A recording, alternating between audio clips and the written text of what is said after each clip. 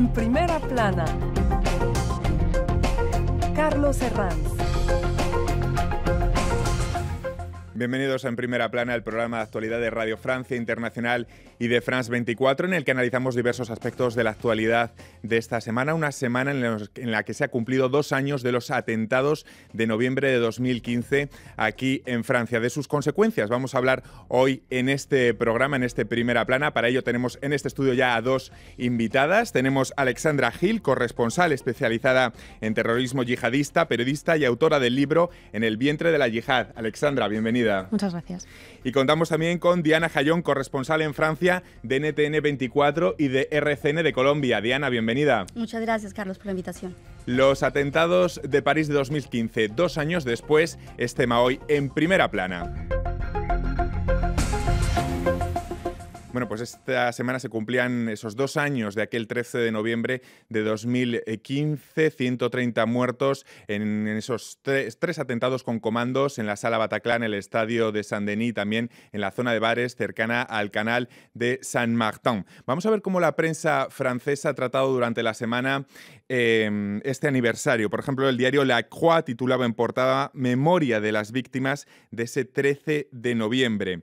El diario Libération, por su parte, cómo gobernar bajo la amenaza terrorista, poniendo en la portada a las 2 figuras de la presidencia, al anterior presidente Hollande y al actual Macron.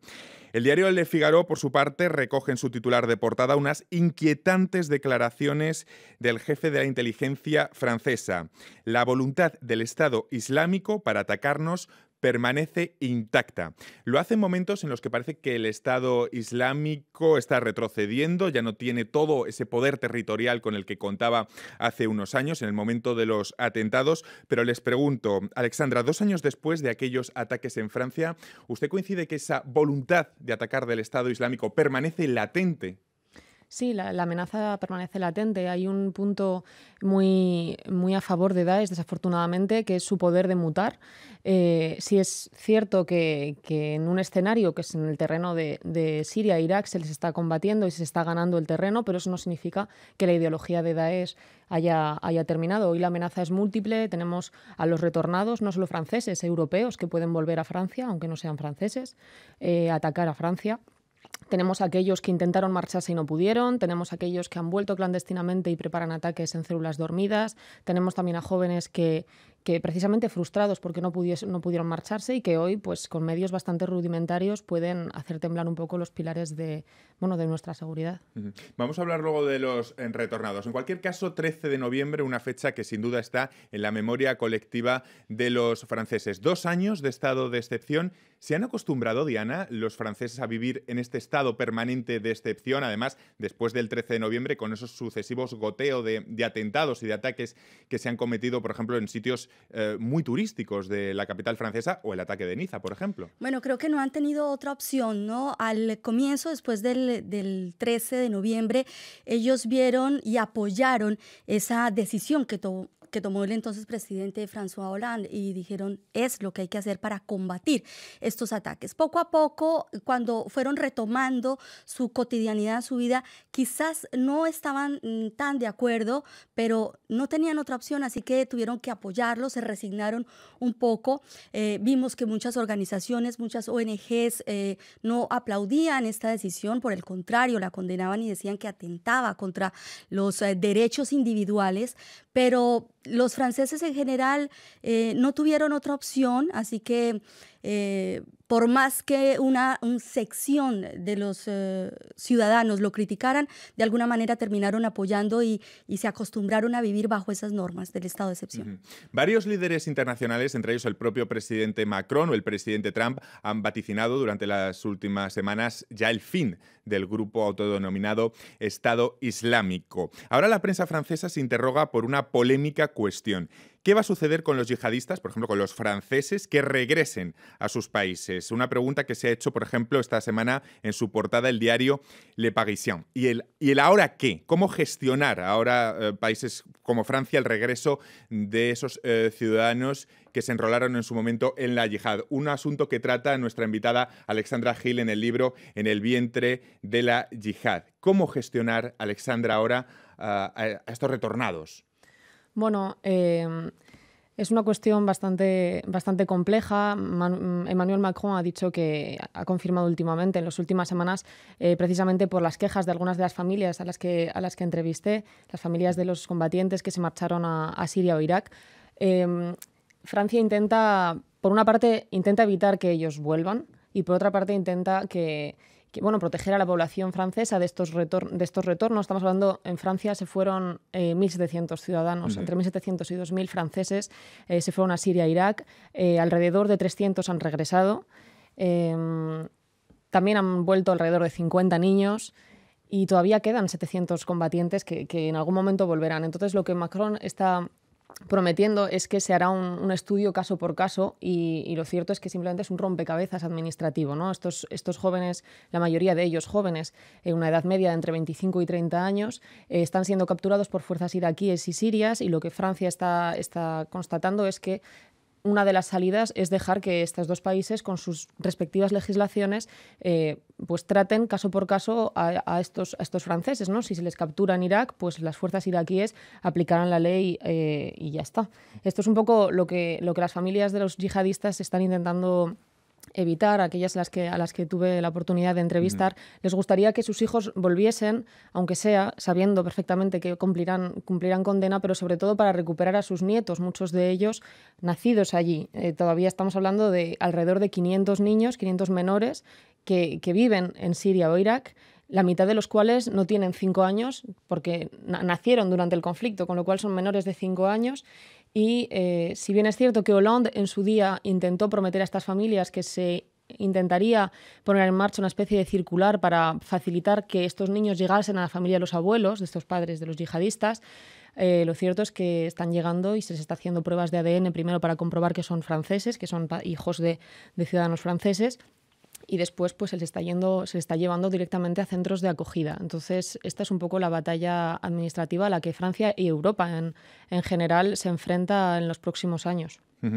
Todos los expertos coinciden en que el Estado Islámico está perdiendo terreno. Parece que la estrategia del Estado Islámico, como comentaba antes Alexandra, va mutando y este año ya no intentan, digamos, importar yihadistas extranjeros, sino más bien exportar técnicas o métodos a escala planetaria. ¿Se puede trazar una línea estratégica de lo que pretende en estos momentos el Estado Islámico, Diana? Pues es muy difícil, o por lo menos eso es lo que se ha visto en estos 2 años después de los atentados. Ha sido difícil que el gobierno francés por lo menos pueda saber cuál es la hoja de ruta de las intenciones de este grupo terrorista. Sin embargo, también se han dado cuenta que se están valiendo no tanto de las técnicas, sino de las personas, por ejemplo, estos lobos solitarios que han atentado de una manera individual, pero que el Estado Islámico ha apoyado su accionar y ha dicho, así es que hace parte de nuestra red, o quizás sí teníamos un contacto,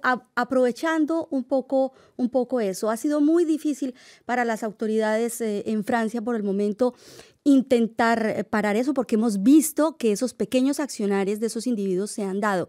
Sin embargo, recientemente el ministro del Interior decía que tan solo en este año han sido más de 10 los atentados que han logrado ellos evitar, pero no ha dado detalles y sería importante saber qué tipo de accionar o qué tipo de atentado estaban planeando para saber realmente de qué manera ellos quieren actuar en Francia. Un atentado como lo hicieron en Bataclan, un atentado con armas químicas o de lo que se están valiendo ahorita, que son los atropellos masivos.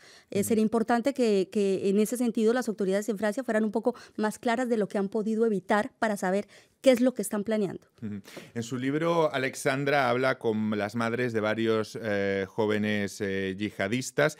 Lo que ya está claro es que no estamos en aquellos años de plomo, que no sé en dónde los podríamos situar, quizá en 2014, cuando existía esa gran masa de chicos captados, ¿no?, por la yihad, tanto en Francia como en países como Bélgica. Ahora ya no estamos en aquellos años. ¿Cuál fue el peor momento de captación de jóvenes? La captación en realidad continúa intacta. Incluso yo diría que debilitando a Daesh en el terreno, ¿no?, en Siria e Irak, no significa que se esté debilitando a nivel propagandístico. Lo que sí es cierto, hoy existe, a día de hoy por sí supuesto, continúa. claro existe. Lo que sucede es que se han puesto en marcha marcha muchos mecanismos para evitar algunas de las aplicaciones, como por ejemplo Telegram, en las que estos canales masivos de propaganda pues estuvieron un poco actuando de forma impune, ¿no? Casi impune durante años. Sigue existiendo a día de hoy Quizá porque los servicios de inteligencia no tenían los instrumentos para combatir esos canales. Era bastante complicado con estos canales. La aplicación Telegram en concreto, bueno, los creadores de la aplicación se han negado durante mucho tiempo a renunciar a este marketing de privacidad y de secretismo en aras de esta protección, y ahora se está llegando un poco a acuerdos, y sí es cierto que se está ganando a Daesh un poco en cada terreno. La captación continúa estando ahí. Por supuesto, todos los medios que se pusieron en marcha después de los atentados del 13 de noviembre con el estado de emergencia permitieron, pues, de alguna manera desarticular muchas células, lo cual hace muy complicado, pero no imposible, la puesta en marcha de un atentado de las características y la envergadura de la ola de atentados de noviembre.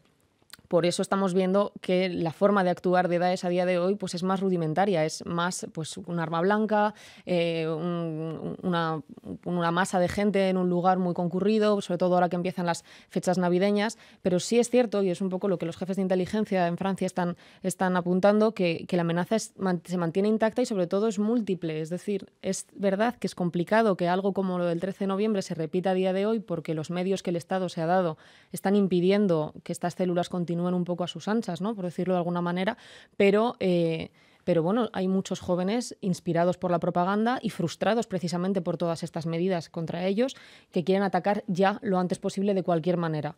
Entonces, la amenaza está mutando, sigue intacta, pero de otra manera. Lo que parece claro es que 2 años después, Diana, el 13 de noviembre es una de esas fechas que pasarán a la historia, a la memoria colectiva de un país. Todo el mundo se acuerda de lo que estaba haciendo en aquel momento, ¿no? Total. Es como el ataque a las Torres Gemelas. Es una referencia histórica para saber, como tú acabas de decir, en qué estábamos esa fecha. El 13 de noviembre hacia las 9 de la noche.